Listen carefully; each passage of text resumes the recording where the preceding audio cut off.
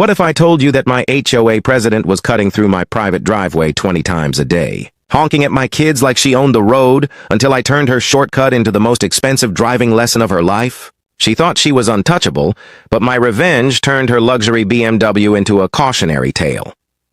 Linda Chen was 60 years old, always dressed in sharp suits, always acting like she ran the whole neighborhood. As HOA president, she believed the rules applied to everyone but her. It started small. She would cut through my driveway in the evenings when traffic on the main road was heavy. At first I thought it was just once or twice, but then it became daily, morning, evening, sometimes even at night, and it wasn't just her. Soon her friends started doing the same. A line of cars treated my driveway like it was a public shortcut. My kids couldn't leave their bikes out. If they did, Linda would honk, roll down her window, and shout at them to move. One time she even told my son, "You can't block community access." Community access? It was my private property. When I finally asked her politely to stop, she gave me her classic HOA answer. "As president, I have easement rights for emergency access.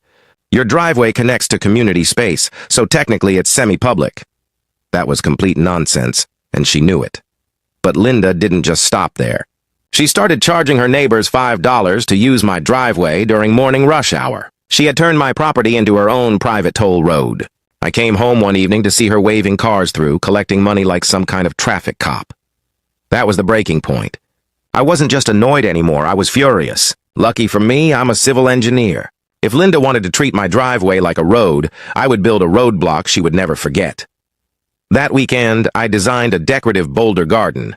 Not just a couple of rocks, but 47 massive boulders, each between 200 and 800 pounds.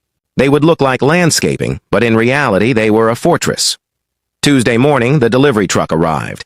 By noon, my driveway was transformed. Huge stones lined the entrance and exit, with just 18 inches of space between them. Enough for people to walk through, but completely impossible for a car. It was beautiful. It was permanent. And it was legal. Linda showed up that evening for her usual shortcut. She slowed down, expecting to cruise through. Instead, she was greeted by a wall of boulders. She slammed on the brakes so hard her BMW almost kissed the first rock. She jumped out of the car, red-faced, screaming in my yard about property rights and community safety. She kept yelling, "You can't do this! I'll have you fined!" But the best part wasn't her meltdown. It was the chain reaction. Her friends came one by one, expecting their shortcut. Each car pulled in, saw the boulder garden, and realized they were trapped. Some had to awkwardly reverse down the street. Others tried to squeeze through and gave up. It was like watching a slow-motion traffic disaster, and I enjoyed every second. Of course, Linda called the police. She claimed I had created a public hazard and blocked an emergency route. The officer showed up, looked at the boulders, then looked at me. He asked one question. "Do you have permits for this landscaping?" I handed him the receipt and paperwork. Everything was by the book. The officer nodded, told Linda it was private property, and drove away. Linda lost it. She tried to fine me under HOA rules, but the charter actually encouraged natural stone landscaping. She tried to claim it blocked emergency vehicles, but my design passed every safety standard. She even hired a lawyer, but when he saw the property survey, he told her the truth. Not only did she have no right to my driveway, but her toll booth operation could actually get her charged with commercial trespassing. That was the final blow. Word spread through the community. Neighbors were furious when they found out Linda had been profiting off their shortcuts. The board turned against her. 3 months later, she resigned as HOA president. Her BMW now has to sit in traffic like everyone else. My boulder garden, meanwhile, became the pride of the neighborhood.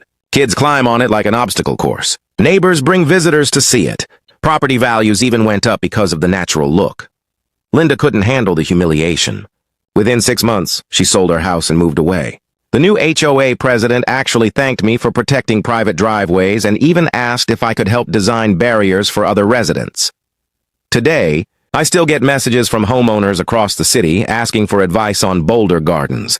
Linda thought she could turn my property into her shortcut forever.